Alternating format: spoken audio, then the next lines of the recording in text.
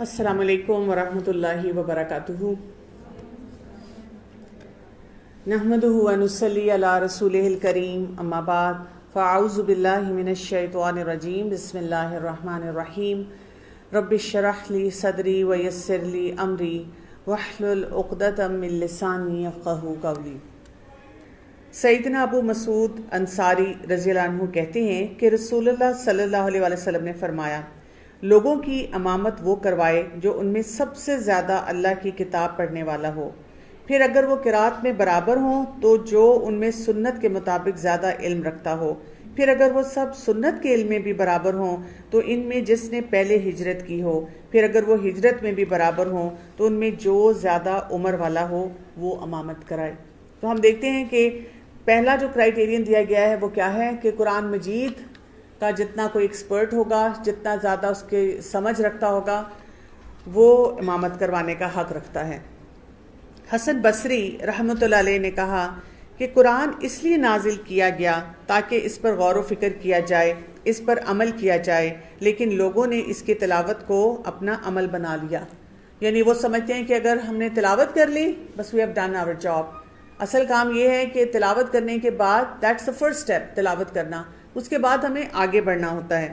ابن قیم رحمۃ اللہ علیہ کہتے ہیں کہ جہاں تک قرآن میں غور و فکر کرنے کا سوال ہے تو اس سے مراد دل کی نگاہوں کو اس کے معنی کے اوپر خوب گاڑ دینا اور اس کے تدبر اور اس کے سمجھنے میں اپنی تمام فکر کو یکجا کر لینا ہے، اور قرآن کے نازل ہونے کا یہی مقصد ہے۔ فہم اور تدبر کے بغیر محض تلاوت کرنا مقصد نہیں ہے۔ اور ابن تیمیہ رحمۃ اللہ علیہ کہتے ہیں کہ جو ہدایت کی غرض سے قرآن میں تدبر کرتا ہے اس کے لیے حق کا راستہ واضح ہو جاتا ہے۔ یہی دعا ہم مانگتے ہوئے آگے بڑھتے ہیں اور ہم یہی کہہ رہے ہیں کہ اللہ تعالیٰ ہمیں سیدھا راستہ دکھا دے۔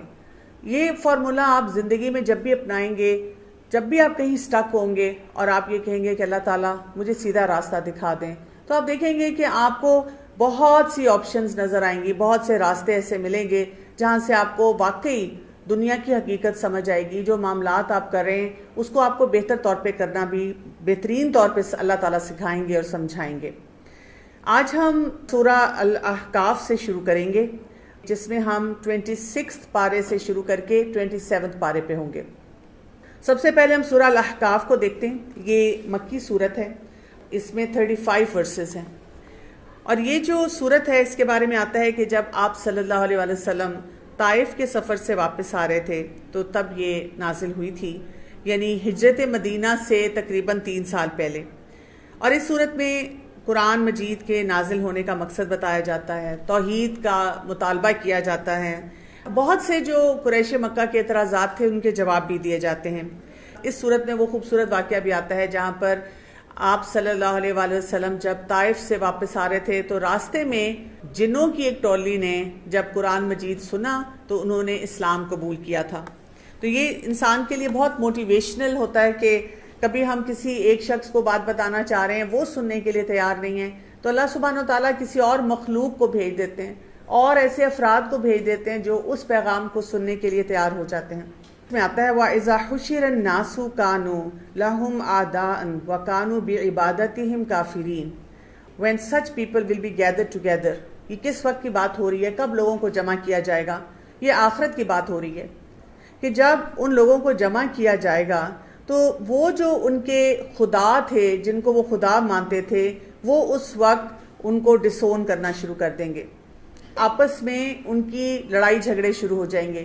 آپ دیکھیں کہ دنیا میں بھی ایسے ہی ہوتا ہے نا، ہمارے فرینڈز ہوتے ہیں، ہمیں کئی باتوں پہ موٹیویٹ کر رہے ہوتے ہیں، سپورٹ کر رہے ہوتے ہیں، بہت سے معاملات میں ہمارے ساتھ چل رہے ہوتے ہیں، لیکن اگر کوئی ایکسپلینیشن کال ہو جائے تو بہت سے ایسے افراد پیچھے ہٹ جاتے ہیں اور کہتے ہیں بھئی تم خود ہی سنبھالو، اب میں نہیں اس سے آگے تمہاری کوئی مدد کر سکتا۔ اسی طرح سے اللہ سبحانہ تعالیٰ فرماتے ہیں کہ وہ جن کو انسان جن پہ تکیہ لگاتا ہے، جن کو اپنا خدا سمجھتا ہے، جن کو یہ سمجھ کے ان کی بات مانتا ہے کہ یہ آخرت میں ہمارے لیے بہت ہیلپ فل ہوں گے، تو وہ وقت وہاں پہ جو ہوگا تو کیا ہوگا کہ وہ ایک دوسرے کو ڈسون کر رہے ہوں گے، وہ وہاں پر کوئی کسی قسم کی ہیلپ نہیں کر پائیں گے۔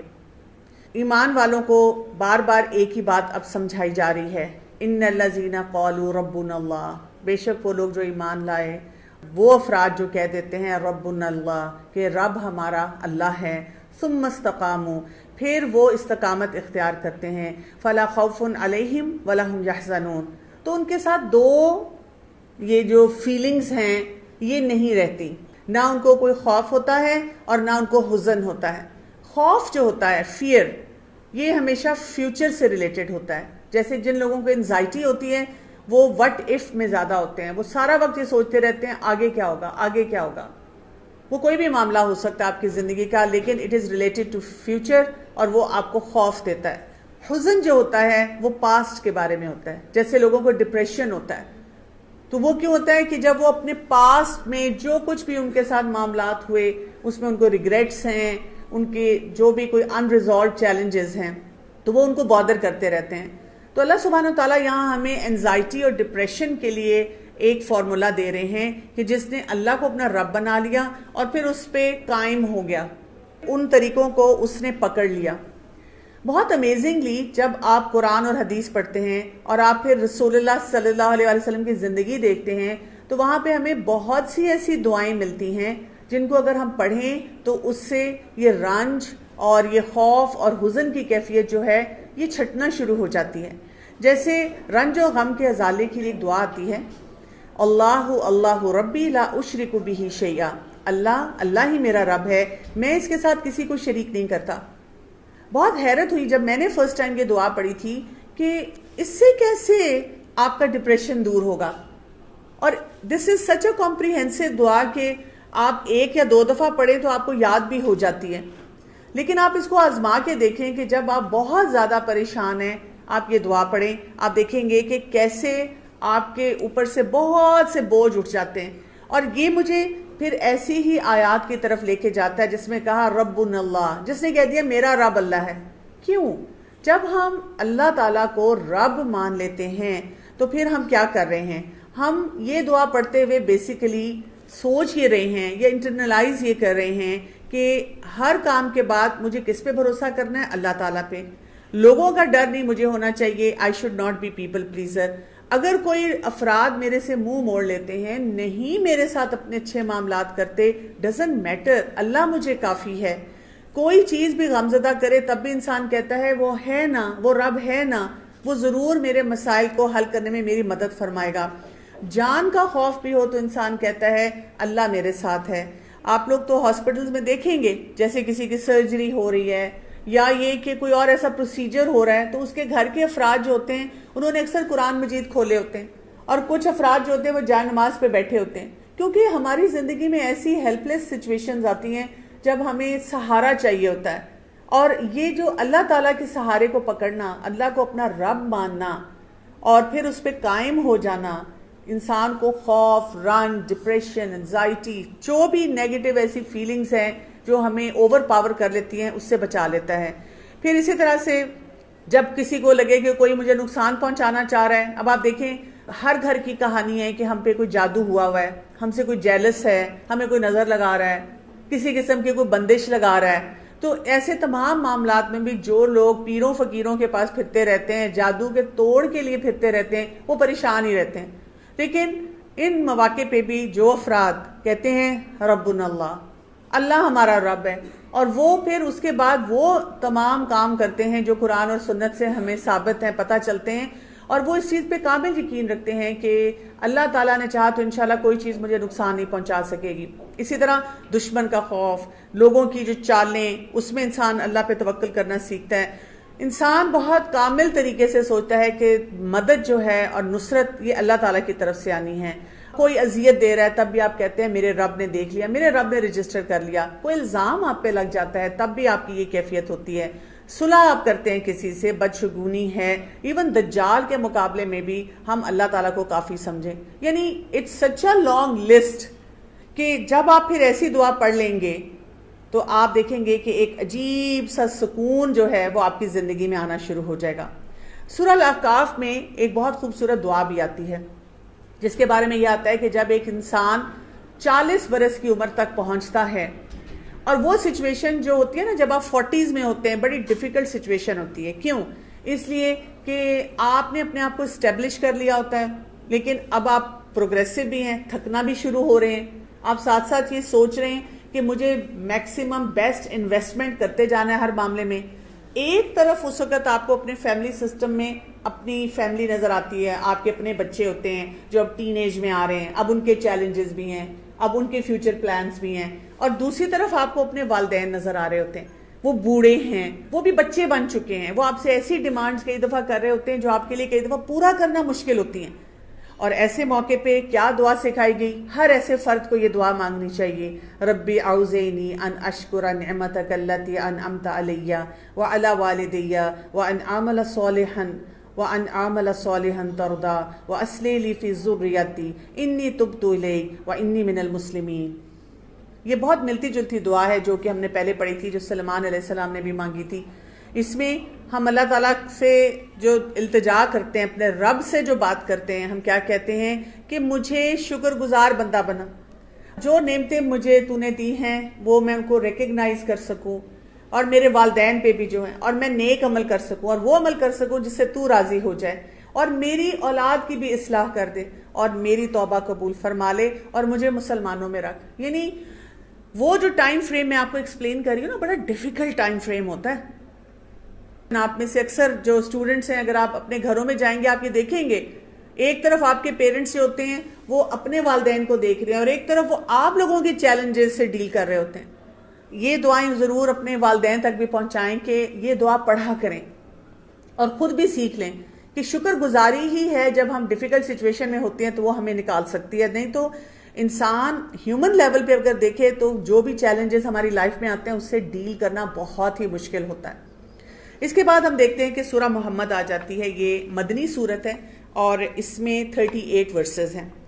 جنگ بدر سے پہلے 2 ہجری جو تھی اس میں نازل ہوئی تھی، جس میں بیسیکلی مسلمانوں کو جنگ کی تیاری کی طرف بتایا گیا. اس میں ہم یہ دیکھتے ہیں کہ خاص طور پہ اس بات کو ہائی لائٹ کیا گیا کہ مدد اللہ کی طرف سے آتی ہے، اور بہت سے ٹیسٹ ہوتے ہیں بلیورز کے لیے جس پہ ان کو کام کرنا ہوتا ہے. اس میں بہت ہی خوبصورت ایک آیت آتی ہے، یا ایھا الذین آمنوا ان تنصروا اللہ ینصرکم ویثبت اقدامکم. ایمان لانے والوں سے خطاب کر کے اللہ سبحانہ وتعالیٰ فرما رہے ہیں کہ اگر تم اللہ کی مدد کرو گے تو اللہ تمہاری مدد کرے گا اور تمہارے قدموں کو جما دے گا. ہم اللہ کی مدد کیسے کر سکتے ہیں؟ یہاں پہ بات ایسا تو جہاد کی ہو رہی ہے جو کہ جان اور مال کے ساتھ، لیکن عام حالات میں بھی ہم دیکھتے ہیں کہ اللہ سبحانہ وتعالیٰ ہمیں بار بار اس چیز کی طرف ابھارتے ہیں، موٹیویٹ کرتے ہیں. یعنی دین کو ہمارے لیے نا بوجھ نہیں بنایا جاتا جب ہم قرآن مجید پڑھتے ہیں. جیسے کئی دفعہ گھروں میں ہمیں کہا جاتا ہے نا، نماز پڑھو، یہ کام کرو امیڈیٹلی رائٹ ناؤ، اور ہمیں بتا دیا جاتا ہے کہ اگر تم نے یہ کام نہ کیا تو تم کافر ہو، منافق ہو، اور تم جہنم میں جاؤ گے. لیکن جب آپ قرآن مجید سے خود اپنا ڈائریکٹ کنیکشن بلڈ کرتے ہیں نا تو یو فیل اپلفٹیڈ. آپ کو اتنا پریولیج فیل ہوتا ہے کہ اچھا اگر میں کوئی کام کر رہی ہوں دین کے لیے تو اللہ سبحانہ تعالیٰ اتنا اکنالج کر رہے ہیں اس کام کو. اور اسی لیے کہا گیا کہ اللہ تعالیٰ نے جو کچھ احکامات ہمیں دیے ہیں ہم اس میں اپنا رائٹ شیئر ڈالیں گے تو پھر کیا ہوگا؟ اللہ کی مدد ہمارے لیے آئے گی اور اللہ تعالیٰ ہمارے قدموں کو بھی جما دے گا. اکثر لوگوں کو یہ مسئلہ ہوتا ہے نا کہ ہمارے لیے استقامت ایک چیلنج ہے، اسٹیڈ فاسٹ نہیں ہم رہتے، کرتے ہیں کوشش ٹوٹی پھوٹی، پھر فیل ہو جاتے ہیں، اور پھر جب فیل ہوتے ہیں تو پھر بالکل بیکورڈ سٹیپس لے لیتے ہیں. تو یہاں پہ ہمیں یہ بتایا جا رہا ہے کہ اپنے قدموں کو جمانے کے لیے کیا کرنا ہوگا؟ ینصرکم. تو کیا ہوگا اس سے؟ اللہ تعالیٰ آپ کی مدد کے لیے آئے گا، آپ اللہ کے دین کے لیے کام کریں. تو یہاں سے ہمیں ایک چیز پتہ چلتی ہے کہ اللہ تعالیٰ نے تو یہ ہمارے لیے آسان کیا ہوا ہے نا، ہمیں ہدایت دی ہوئی ہے، ہمیں وہ راستے سکھائے ہوئے ہیں، ہمیں وہ طریقے بتائے ہوئے ہیں کہ ہم نے کیا کرنا ہے. مسئلہ یہ ہے کہ ہمیں سمجھ نہیں آتی کہ ان پہ چلنا کیسے ہے. تو یہاں سے میں آپ کو بتانا چاہوں گی کہ ہدایت کی کون کون سی اقسام ہوتی ہیں. جیسے ایک عام ہدایت ہوتی ہے، ایک گائیڈنس رہنمائی کے لیے ہدایت ہوتی ہے، ایک توفیق کی ہدایت ہوتی ہے، اور ایک جنت یا جہنم کی طرف کی ہدایت ہوتی ہے.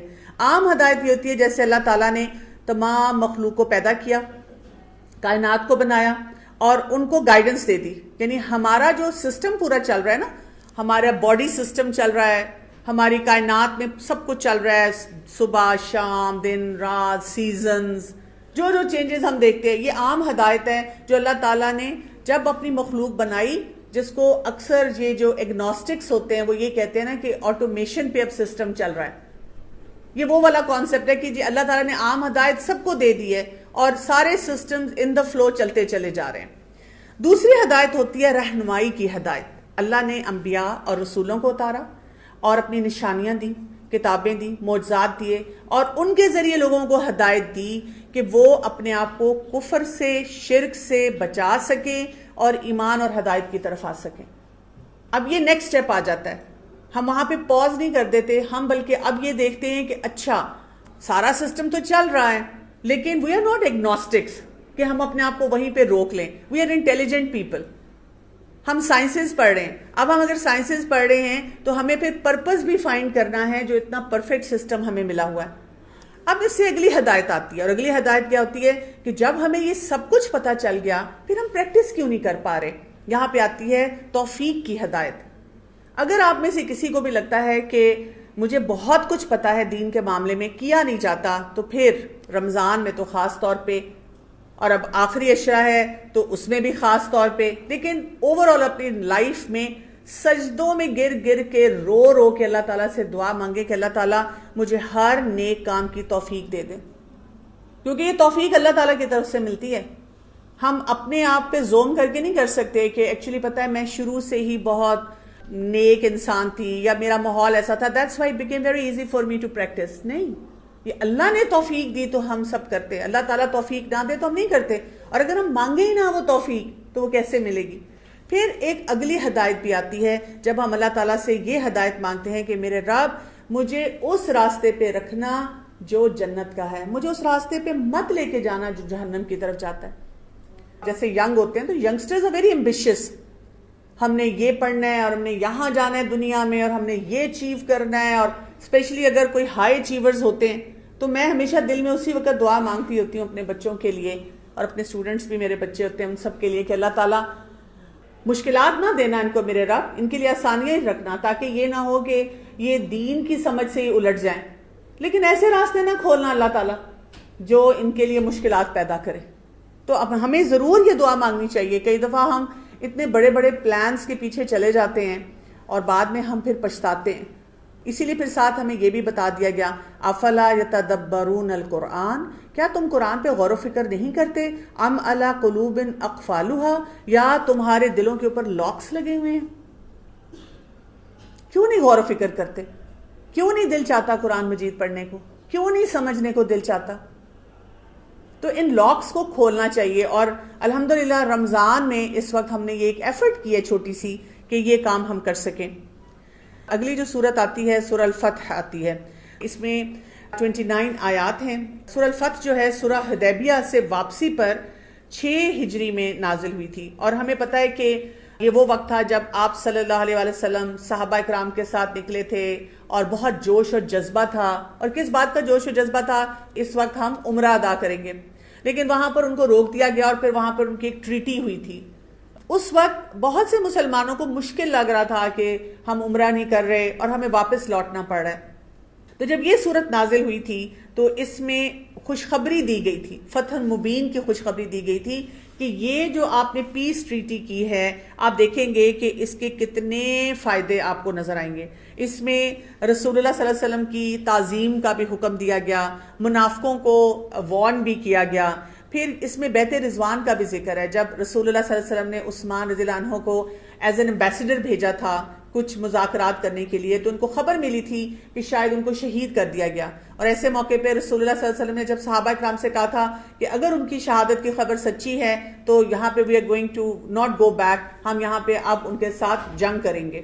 اور تمام صحابہ نے آپ صلی اللہ علیہ وسلم پہ ہاتھ پہ بیعت کی تھی. حالانکہ دیکھیں وہ کوئی بھی ہتھیار اور کچھ بھی ساتھ لے کے اسلحہ ساتھ لے کر نہیں آئے تھے. تو صلح حدیبیہ جو ہے اس نے بہت سے فتوحات کے مسلمانوں کے لیے راستے کھولے تھے. اس میں جو بات آتی ہے شروع میں انا فتحنا لک فتحا مبینا، اللہ سبحانہ و تعالیٰ نے وقت سے پہلے ان کو بشارت دے دی کہ جو واپس لوٹ کے جا رہے ہیں نا یہ آپ کے لیے بہت بڑی سکسیس لائے گی. اسلام جو ہم کہتے ہیں سلامتی کا مذہب ہے وہ سکھاتا ہی ہے لڑائی جھگڑے فساد سے کبھی بھی انسان پروگریس نہیں کرتا. پروگریس آتی ہے جب انسان پیسفل ٹائمز میں ہوتا ہے. تو اسلام نے ہمیشہ یہ انکریج کیا ہے مذاکرات ایسے کیے جائیں، نیگوسیشنز ایسے کی جائیں کہ پیسفل طریقے سے، چاہے وہ گھر ہیں، چاہے وہ سوسائٹی ہے، چاہے وہ گورنمنٹ لیول ہے، چاہے وہ انٹرنیشنل لیول ہے، کہ پیسفل نیگوسیشنز کے ساتھ مسائل کو حل کیا جائے. اس سے پھر یہ کہ لوگوں کے اندر بھی جو ایک سوچ ہے نا وہ ٹھہر جاتی ہے، اور وزڈم جو ہے وہ پھر زیادہ استعمال کیا جاتا ہے. یہاں پہ رسول اللہ صلی اللہ علیہ وسلم کے رول کو بھی ہائی لائٹ کیا گیا.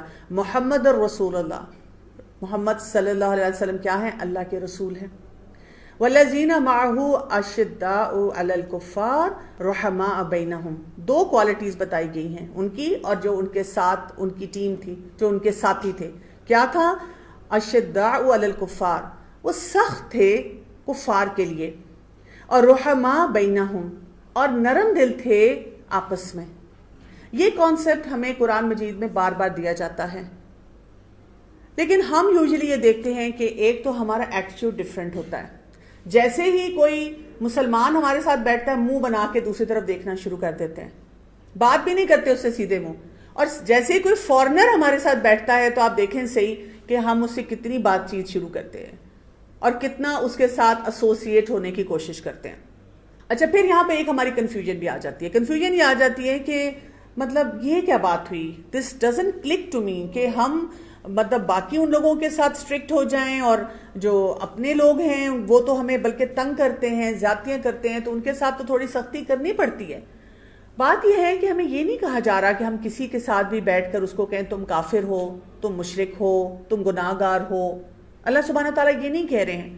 اللہ سبحانہ تعالیٰ ہمیں ایک پرنسپل یہاں پہ بتا رہے ہیں کہ جب ہم اپنی نرمی دکھائیں گے، سب سے پہلے ہمیں نرمی دکھانی ہے مسلمانوں کے ساتھ. ہمیں مسلمانوں کی فکر ہونی چاہیے، چاہے وہ ہمارے گھر میں رہنے والے افراد ہیں، محلے میں ہیں، یا اسی طرح نیشنل انٹرنیشنل لیول پہ ہیں. اور ہمیں ان کے بارے میں پرائرٹی پہ پہلے سوچنا ہے. اور اس کے بعد جب ہم کفار سے ڈیل کر رہے ہیں تو ہمارا ایک اسرٹیو ایٹیٹیوڈ ہونا چاہیے، ہمیں اسرٹیونیس آنی چاہیے. ہم یہ نہ ہو کہ ان کی ہر چھوٹی بڑی بات سے امپریس ہو کر جو مرضی اپنے دین پہ کمپرومائزز ہیں وہ کرنا شروع کر دیں. کل ہی رات کو میں نے دیکھا کہ کسی نے ایک سوشل میڈیا پہ پکچر لگائی ہوئی تھی کہ جی ہم I think naan Muslim country میں ہیں، وہ ہم نے روزہ رکھا تھا اور ہم نماز پڑھ رہے تھے. کسی نے پکچر لی ہوئی تھی کہ جی پیچھے جتنے جیوز اور کرسچنز یا جتنے بھی اور نان مسلمز تھے اس گیدرنگ میں، وہ بڑا ادب کے ساتھ سر جھکا کر پیچھے کھڑے ہوئے تھے. جس خاتون نے بھی وہ پوسٹ لگائی ہوئی تھی انہوں نے لکھا ہوا تھا ساتھ، I wish we Muslims have this level of tolerance. یہاں پہ ایک کانسیپٹ ضرور آپ سب نے سمجھنا ہے. ہماری ٹالرنس اس طرح کی نہیں ہو سکتی. اگر کوئی کرسمس منا رہا ہے اور ہم کھڑے ہو کے کرسمس ان کو وش کر رہے ہیں یا ہم ان کے ساتھ اس کرسمس پارٹی میں شامل ہو رہے ہیں، کیوں؟ اس لیے کہ ہمیں قرآن میں کلیئرٹی سے بتا دیا گیا کہ اللہ تعالیٰ کو اپنے ساتھ شرک پسند نہیں ہے. اللہ تعالیٰ اس کی نفی کر رہے ہیں جگہ جگہ. تو اگر ہم ان کے ساتھ شامل ہوتے ہیں اس معاملے میں تو ہم کیا کر رہے ہیں؟ ہم اس کو اکنالج کر رہے ہیں. ہم ڈاکٹرز کا تو بہت زیادہ واسطہ ہوتا ہے، ہمارے ساتھ کرسچن سٹاف ہوتا ہے بہت بڑے نمبر میں. اس کا یہ مطلب نہیں ہے کہ ہم ان سے بات ہی نہ کریں، منہ بنا کے بیٹھے رہیں. جیسے میں کرسچن سٹاف کے ساتھ کام کرتی ہوں، ہم کھانا بھی اکٹھا کھاتے ہیں، کئی دفعہ ایک پلیٹ میں کھاتے ہیں. ہمارے لوگ اس کا اپوزٹ کرتے ہیں، پلیٹیں الگ کر لیتے ہیں کہ کرسچنز کے ساتھ کھانا نہیں شیئر کرنا. ہاں، اگر اس میں کوئی حرام چیز نہ ہو. کئی دفعہ ان کے گھر سے کوئی چیز آئی ہوتی ہے، مجھے لا کے کہتے ہیں ڈاکٹر صاحب یہ میں نے بنایا ہے، اور ہم کھاتے ہیں مل کے. ہم ایک دوسرے کا خیال بھی کرتے ہیں. میں ان کے بچوں کو فری میں چیک کر لیتی ہوں. ان کو کسی قسم کی فیسیلیٹیشن چاہیے ہو، پریشان ہو، ان کو میں ہیلپ کرتی ہوں، ان کی مدد جس طرح ہو سکتی ہے کرتی ہوں. لیکن میں ان کو جو ہے میری کرسمس نہیں کہتی. وہ مجھے عید مبارک کہہ رہے ہیں تو ٹھیک ہے، ہمارا عید تو جو حق والا فنکشن ہے، حق والا ایونٹ ہے. ان کا کوئی حق والا ایونٹ ہوگا تو میں ضرور ذکر کروں گی. ہاں، یہ نہیں ہے کہ ابھی ان کا ایسٹر آیا یا کرسمس آئی تو ان کو چھٹی نہیں ملے گی. ان کو چھٹی بھی ملے گی، کیونکہ وہ اپنے مطابق جو کام کر رہے ہیں ہم اس کو پورا رسپیکٹ دیتے ہیں. ہم ان کو فورس نہیں کرتے، ہم ان کو ٹانٹ نہیں کرتے. کانسیپٹ سمجھ آیا آپ لوگوں کو؟ اسی طرح کچھ لوگ جیسے کہتے ہیں، جب ایسی آیات پڑھتے ہیں کہ ہم نان مسلم کنٹری میں رہتے ہیں تو جی ہمارے تو نیبرز ہیں، تو بھئی آپ ملیں، آپ کو منع نہیں کیا گیا. لیکن یہ جو کانسیپٹ ہے نا اشداء علی الکفار، کفار کے ساتھ آپ اپنے ریلیجیس میٹرز پہ کمپرومائز نہیں کرتے، آپ ان کی ہر بات پہ جھک نہیں جاتے، ایسا بھی فضول کا لڑائی جھگڑا گالی گلوچ نہیں کرتے، لیکن آپ کہہ دیتے ہیں کہ by principle I don't agree with this, تو ہم یہ نہیں کر رہے، کیونکہ یہ خاص طور پہ مسلمانوں کا ایک ٹریٹ بتایا گیا ہے کہ مسلمان کو کیسا ہونا چاہیے۔